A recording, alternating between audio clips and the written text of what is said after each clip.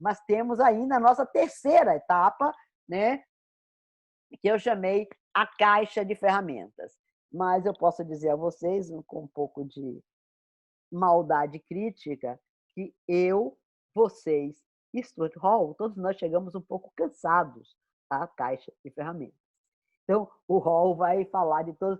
A relevância de Gramsci para o estudo da raça e da etnicidade vai ser a articulação entre o pensamento de Gramsci, esse arquivo que ele mobilizou, e a questão racial, vai ser feito nas 3 páginas finais. Né? Nas 40 anteriores foi sobre o encontro e a visita ao arquivo. Então, todos nós estamos... E aí eu fiz uma opção, né, que talvez facilite para nós, né, que eu fiz uma espécie de apanhado são 8, se não me engano, 8 tópicos que ele elege, né, ele vai no primeiro, segundo, terceiro, quarto, quinto, sétimo e finalmente. Ele vai... vocês já estão lendo o Hall o suficiente para saber como as coisas funcionam organizadamente nos seus textos. Ele introduz de maneira muito clara, né? Resta-nos agora esboçar algumas das formas pelas quais, resta-nos agora, ao final, formas pelas quais essa perspectiva gramsciana poderia ser utilizada potencialmente para transformar e retrabalhar algumas das teorias e paradigmas existentes na análise do racismo e de outros fenômenos sociais relacionados. Quero enfatizar novamente, isso é muito importante, nós temos insistido nisso com vocês. Não se trata de uma simples transferência das ideias de Gramsci para essas questões.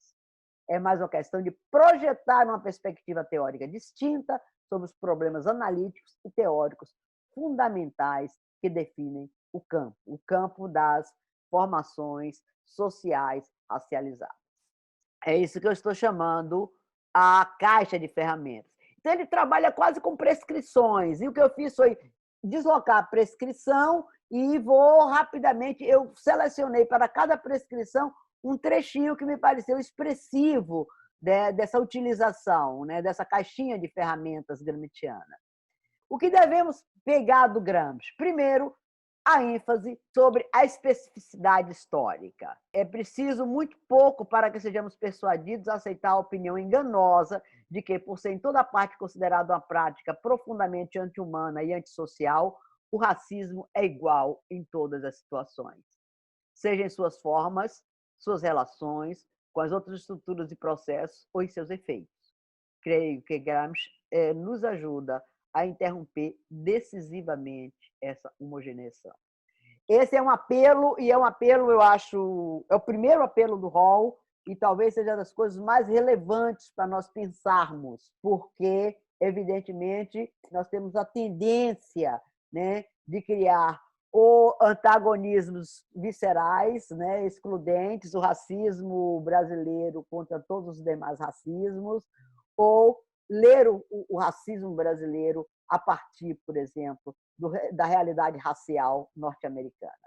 Esse talvez, no momento em que cada vez mais há um incremento visível do interesse pela abordagem crítica do racismo, evidentemente, nós somos beneficiados por uma produção de conhecimento, talvez em alguns aspectos, em alguns, não em outros, mais sistematizadas, pelo menos com a proeminência de análises que são feitas desse lugar racial negro, que é uma coisa, aí sim, a bibliografia, a diferença bibliográfica norte-americana é óbvia, mas nós temos que entender que se trata de outra equação racial, se trata de outro racismo. A importância de nos apropriarmos, mas apropriar naquela perspectiva gramsciana, tendo como alvo, como preocupação central, o que é local, o que é temporalmente próximo, ou seja, a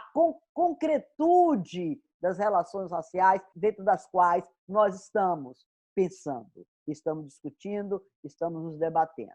A outra recomendação é a ênfase nas características nacionais, ou seja, o racismo e as práticas e estruturas racistas ocorrem geralmente em alguns setores da formação social, mas nem todos. Seu impacto é penetrante, porém irregular. E a própria irregularidade desse impacto pode ajudar a aprofundar e exacerbar os antagonismos setoriais contraditórios. Ou seja, há uma articulação muito grande para compreender o racismo brasileiro, por exemplo. Nós não podemos descuidar de compreender como se formou o Estado brasileiro, como se formou a sociedade brasileira, como se modernizou a sociedade brasileira. É uma estratégia muito simples, é pensar que o racismo é um efeito de um escravismo remoto, né? E não observarmos concretamente a historicidade das formas de racismo que são constituídas no Brasil, a sua historicidade e a sua permanência, evidentemente. A outra recomendação, talvez seja a recomendação mais complexa, até para ele mesmo, ele leva 2 páginas e a coisa não fica muito clara, é como enfrentar a complexidade do interrelacionamento entre classe e raça, certo? Mas uma recomendação eficaz, né? Ou seja, não podemos deixar, em hipótese alguma, né, que a perspectiva econômica, ou seja, de classe, se sobreponha à realidade racial, mas também não podemos permitir que a dimensão racial se sobreponha absolutamente, sobrepõe no sentido de recalque, apague, né, a dimensão econômica. E ele diz de uma maneira muito cautelosa, né?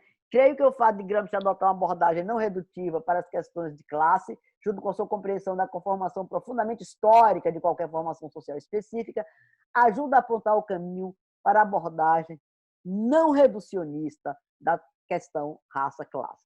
Reducionista no sentido de reduzir a raça ou reduzir a dimensão de classe.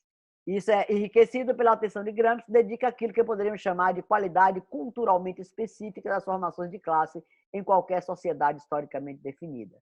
Ele nunca incorre no erro de acreditar que, já que a lei geral do valor tende a homogeneizar a força de trabalho em toda a época capitalista, ou seja, a dimensão cultural e a dimensão de diversidade que caracteriza a experiência de classe, né, contra a ideia de homogeneização das classes sociais, o que é a sua compreensão como um todo homogêneo. Finalmente, o caráter não homogêneo do sujeito de classe foi a última coisa que nós tratamos do sujeito da ideologia. Para o Hall, a questão do sujeito de classe é também uma abstração insustentável, né?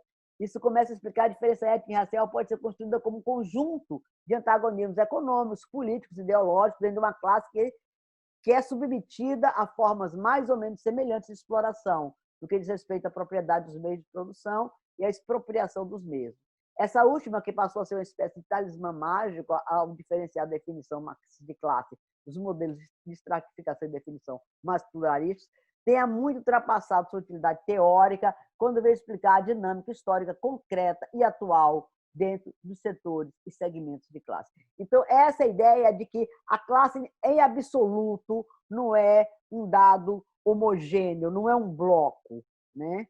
Finalmente, a referência sempre, a provocação desde o início, nós chegamos a fazer uma conversa sobre isso, o valor da concretude, né? E aí ele não estou transcrevendo, eu estou se esquematizando conceitos chaves para o estudo da política em situações racialmente estruturadas. Ele vai dizer que esses conceitos evitam a abstração e obrigam a contemplação do concreto. A ideia de hegemonia, de bloco histórico, de intelectuais tradicionais, intelectuais orgânicos, as alianças estratégicas.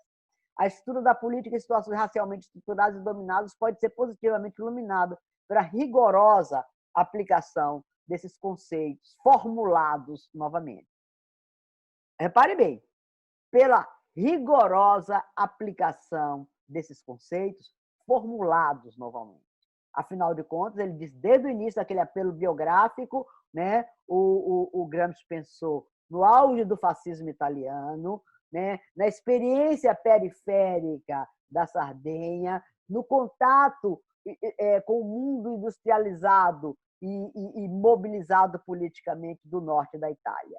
Então, a ideia de é preciso reformular os conceitos, rever e problematizar a noção de Estado, que foi um dos itens, eu não vou retomar, porque foi um dos últimos itens que nós vimos, né?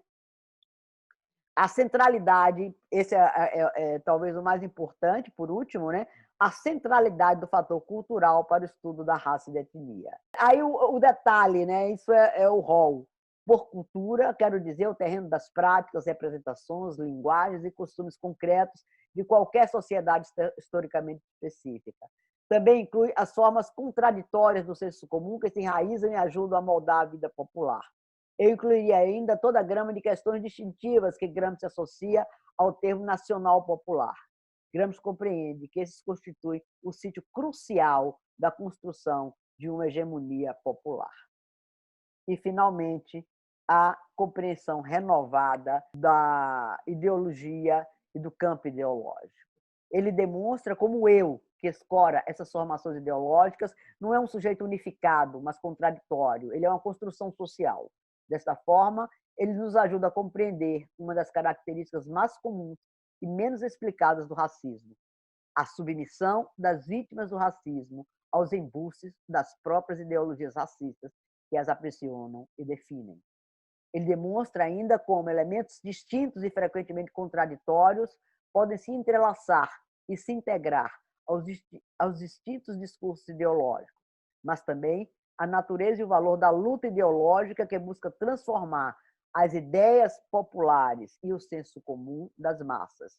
Tudo isso e a profunda importância para a análise das ideologias racistas, tudo isso é de profunda importância para a análise das ideologias racistas e para a centralidade, dentro dela, da luta ideológica.